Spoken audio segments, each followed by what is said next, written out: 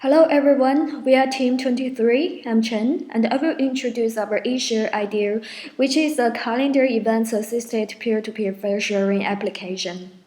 So we use the calendars in our daily life like Google Calendar. It's pretty useful for us to manage our daily schedule, to make work plan, and to share important meetings and events with our colleagues and friends. And for convenience, we also use shared storage to back up important documents, share pictures and files with others. But every time you add an event in your calendar, you may also need to share some files or pictures from another app, let's say Dropbox. So sharing events in calendars and sharing files in a different application seems really just to increase our burden to be closer to each other. So we want to propose a peer-to-peer file sharing application that can share both calendar events and files within the same application. Most importantly, the application should be able to relate shared files with shared events in calendars. So let's take my calendar, for example, to see what can happen with our EShare calendar. So for example, I have a regular research meeting every week and I need to share my weekly results, meeting slides, and progress updates with my advisor. And whenever I create an event, I just attach all my files to that event. So my advisor, who also use EShare calendar, will have access to my files while he see the event of meeting. So in order to develop such a system, our group first come up with our design principles.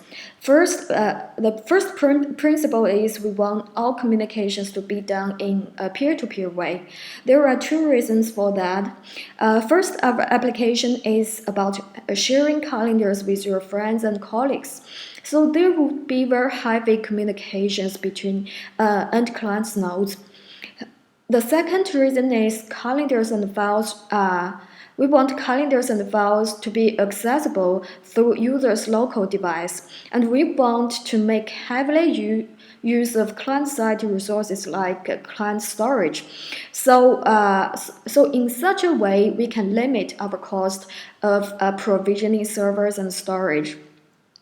And the second principle is it's very important for us to have backups for all clients' shared files and calendars. And it's also important for us to give users the experience like cloud storage so they can have access to their files and calendars everywhere.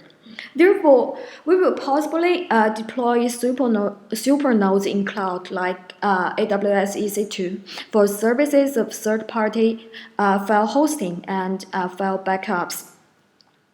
The third principle we want is the system should be scalable and robust. So to avoid single point of failure, we will use multiple nodes for trackers, relay nodes, and backup nodes. So here, let's take a look at a simple topology. Assuming that we have four clients, me, Chen, Dee, Jason, and Dash. The green squares are the trackers that track status of all peers.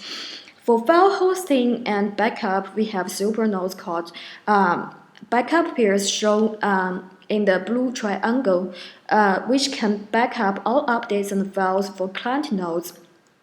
Considering client node may sit behind a network address translator like me, Dash, and Jason, so we also need to deploy some supernodes called relay peers to relay traffic for us. So for me, I can get all other peers update from relay peer N1. And if I want to talk to Dash directly, I need to find his relay peer N2 and send messages to him through N2. And all the information will be synchronized between all the trackers, and backup peer node will just be responsible for the client node who configure it as backup. So Our technical challenge, considering we may ambitiously want to commercialize this application later, we want a well-done protocol specification on peer-to-peer communication. We here decided together to use Juxtapose, which is an open-source peer-to-peer protocol specification begun by Sun Microsystem in 2001. Neither of our teammates had experience with this before, so we are supposed to challenge ourselves a lot. Their node specifications really match our design of tracker, super nodes, including relay nodes and backup nodes and client nodes. Their specified protocols include some useful protocols we might want to use in our system, like rendezvous protocol that will help us track our peers' activities. The endpoint routing protocol will assist our client nodes behind N80 to find the closest route to another behind N80 node. We will explore further on how other protocols would benefit our system. So that's our basic idea. We will explore more as we progress, and we really appreciate if you could leave us some comments and ideas. Thanks for watching.